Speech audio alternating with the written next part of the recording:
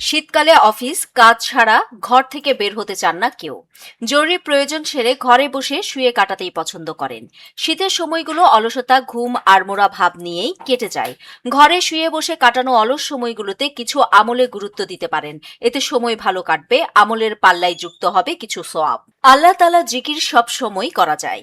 জিকিরের মাধ্যমে আল্লাহর সঙ্গে সম্পর্ক মজবুত হয় এবং অন্তর প্রশান্ত থাকে। পবিত্র কোরআনে আল্লাহ তাআলা বলেন, আল্লাহর স্মরণে হৃদয় প্রশান্তি লাভ করে। সূরা রাদ আয়াত ২৮।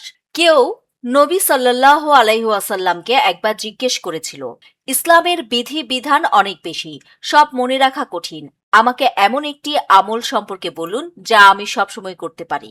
নবী সাল্লাল্লাহু আলাইহি ওয়াসাল্লাম উত্তর দিলেন, তোমার জিহ্বা যেন সবসময় আল্লাহর জিকিরে ব্যস্ত থাকে। তিরমিজি। শীতকালে ঘরে শুয়ে বসে কাটানো সময়টাতে জিকির ও আল্লাহর কাছে দোয়া করে কাটানো যেতে পারে। যারা সবসময় কোরআন তেলাওয়াত করেন তাদের বিশেষ মর্যাদার কথা বর্ণনা করা হয়েছে হাদিসে। আনাস বিন মালিক রাদিয়াল্লাহু তাআলা আনহু থেকে বর্ণিত, রাসূল সাল্লাল্লাহু আলাইহি ওয়াসাল্লাম বলেছেন, কিছু মানুষ আল্লাহর পরিজন। সাহাবারা জিজ্ঞেস করেন, হে আল্লাহর রাসূল, তারা কারা? তিনি বলেন, কোরআন তেলাওয়াতকারীরা আল্লাহর পরিজন এবং তার বিশেষ বান্দা।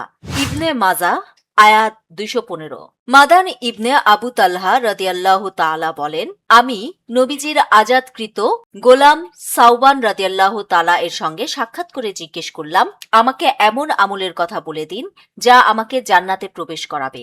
এভাবে ৩ বার জিজ্ঞাসা করার পর তিনি বলেন, আমিও নবী করিম সাল্লাল্লাহু আলাইহি ওয়াসাল্লামকে এ বিষয়ে জিজ্ঞাসা করেছিলাম। তখন তিনি বলেছিলেন, তুমি বেশি বেশি সিজদা করো, নফল নামাজ, কেননা তোমার প্রতিটি সিজদার বিনিময়ে আল্লাহ তোমার একটি মর্যাদা বৃদ্ধি করবেন এবং একটি গুনাহ মিটিয়ে দেবেন।